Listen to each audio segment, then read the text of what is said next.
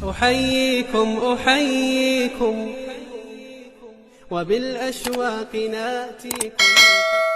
مرحب مرحب يا هلال، أهلا أهلا كيف الحال؟ مرحب. Kelompok 5. Integritas Nasional.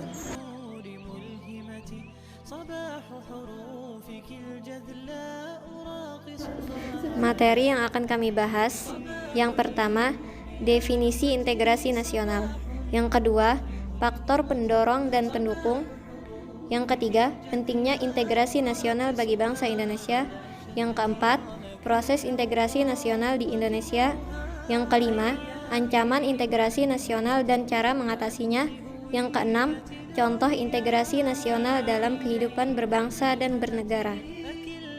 Pembahasan pertama, definisi integrasi nasional. Tahukah kalian, berdasarkan asal katanya, integrasi nasional berasal dari dua kata, integrasi dan nasional. Kata integrasi berasal dari bahasa Inggris, integrate. Memiliki arti menyatupadukan, menggabungkan, dan mempersatukan. Lalu, kata nasional juga berasal dari bahasa Inggris, nation, yang memiliki arti bangsa. Kemudian, definisi integrasi nasional ditinjau dari 3 sudut. Yang pertama, menurut Kamus Besar Bahasa Indonesia atau KBBI, integrasi memiliki arti pembauran, sehingga menjadi satu kesatuan yang bulat dan utuh. Yang kedua, secara politis, integrasi nasional secara politis ini memiliki arti bahwa penyatuan berbagai kelompok budaya dan sosial dalam kesatuan wilayah nasional yang membentuk suatu identitas nasional. Yang ketiga, dari segi budaya, integrasi nasional secara budaya merupakan suatu proses atau upaya untuk menyesuaikan nilai-nilai kebudayaan yang bermacam-macam. Pembahasan yang kedua, faktor pendorong dan pendukung. Faktor-faktor yang mempengaruhi terjadinya integrasi nasional. 1. Adanya rasa senasib dan seperjuangan yang diakibatkan oleh faktor sejarah. Kedua, adanya ideologi nasional, yaitu Pancasila. Ketiga, adanya tekad dan keinginan untuk kembali bersatu dalam kemajukan di Indonesia. Lalu, apakah integrasi nasional penting bagi bangsa Indonesia? Ya, tentu saja sangat penting bagi bangsa Indonesia. Integrasi nasional sangat penting untuk diwujudkan, karena integrasi nasional merupakan suatu cara yang dapat menyatukan berbagai macam perbedaan yang ada di Indonesia, sehingga tidak adanya konflik perpecahan yang terjadi dikarenakan perbedaan semata, mengingat penduduk Indonesia berasal dari latar belakang suku, agama, ras, dan budaya yang berbeda-beda. Pembahasan keempat, proses integrasi nasional di Indonesia.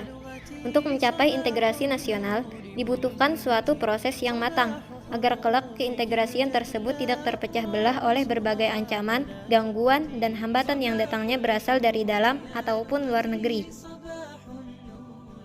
Pasca proklamasi kemerdekaan, perjalanan bangsa Indonesia di dalam bernegara harus ditempuh dengan berbagai peristiwa.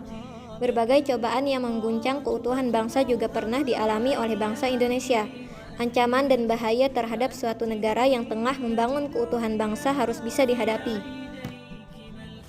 Lalu, apa saja prosesnya?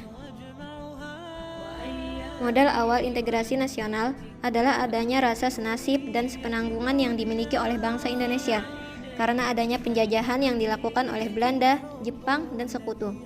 Kemudian, memasuki abad ke-20, semangat kebangsaan semakin membara dan terlihat.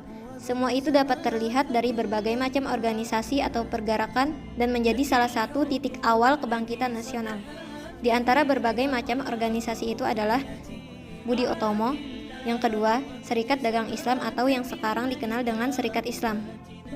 Kemudian, pada dekade 1920, para pemuda tampil di dalam panggung sejarah Indonesia dengan menyongsong tema persatuan dan kesatuan untuk menuju Indonesia yang merdeka, atau yang biasa dikenal dengan peristiwa Sumpah Pemuda pada tanggal 28 Oktober 1928. Pasca proklamasi kemerdekaan, perjalanan bangsa Indonesia di dalam bernegara harus ditempuh dengan berbagai macam peristiwa.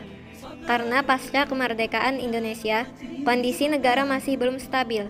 Banyak permasalahan yang belum diatasi. Bangsa Indonesia masih terus berjuang dalam menghadapi agresi penjajahan Belanda untuk yang kedua kalinya ingin menguasai Indonesia. Pembahasan kelima, ancaman integrasi nasional, terbagi menjadi dua, militer dan non-militer.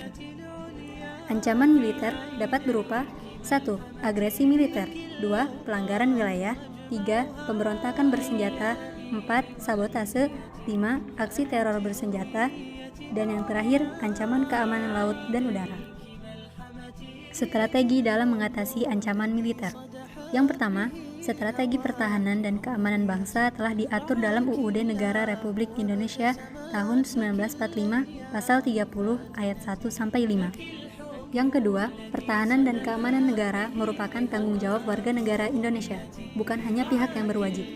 Yang ketiga, sistem pertahanan dan keamanan rakyat semesta atau biasa yang disingkat dengan Sishan Kamerata merupakan segala upaya menjaga pertahanan dan keamanan negara yang seluruh rakyat dan segenap sumber daya nasional, sarana dan prasarana nasional, serta seluruh wilayah negara sebagai satu kesatuan pertahanan yang utuh dan menyeluruh. Yang keempat, sistem pertahanan dan keamanan negara yang bersifat semesta bercirikan A. Kerakyatan, B. Kesemestaan, C. Kewilayahan, D. Keterpaduan dalam unsur militer, dan yang terakhir, E. Disiapkannya OMP atau operasi militer untuk perang. Strategi dalam mengatasi ancaman non-militer antara lain, yang pertama, strategi mengatasi ancaman di bidang ideologi dan politik. Yang kedua, strategi mengatasi ancaman di bidang ekonomi. Yang ketiga, strategi mengatasi ancaman di bidang sosial budaya. Indonesia mempunyai strategi dalam mengatasi ancaman di bidang ideologi dan politik. Di antaranya adalah 1. Mengembangkan demokrasi politik 2. Mengaktifkan masyarakat sipil dalam area politik 3. Mengadakan reafirmasi lembaga-lembaga politik dan yang terakhir, memperkuat kepercayaan rakyat. Indonesia juga mempunyai strategi dalam mengatasi ancaman di bidang ekonomi. Yang pertama, sistem ekonomi dikembangkan untuk memperkuat produksi domestik. Yang kedua, pertanian dijadikan prioritas utama. Yang ketiga, diadakannya perekonomian yang berorientasi pada kesejahteraan rakyat. Dan yang terakhir, mempererat kerjasama dengan sesama negara berkembang.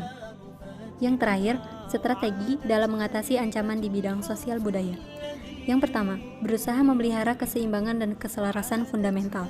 Yang kedua, keseimbangan dan keselarasan fundamental. Dan yang terakhir, kesadaran akan perlunya keseimbangan dan keserasian melahirkan toleransi yang tinggi. Cara meningkatkan integrasi nasional. 1. Membangun dan menghidupkan komitmen, kesadaran, dan kehendak untuk bersatu. 2. Membangun kelembagaan di masyarakat yang berakarkan pada nilai dan norma yang menyuburkan persatuan dan kesatuan. 3. Penyatuan berbagai kelompok sosial budaya dalam suatu kesatuan wilayah dan dalam suatu identitas nasional. Yang keempat, mengembangkan perilaku integrasi di Indonesia dengan upaya kerjasama dalam organisasi dan berperilaku sesuai dengan cara yang dapat membantu pencapaian tujuan organisasi. Pembahasan ke-6, contoh integrasi nasional dalam kehidupan berbangsa dan bernegara. Contoh penerapan integrasi nasional bisa dilihat pada berbagai bidang dan lingkungan. Contoh integrasi nasional di masyarakat.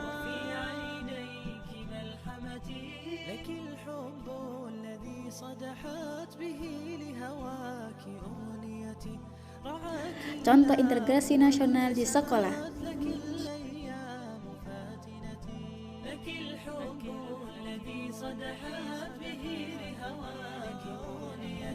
Kesimpulan, integrasi nasional sangat diperlukan bagi bangsa guna membangkitkan kesadaran, identitas bersama, menguatkan identitas nasional, dan membangun persatuan bangsa.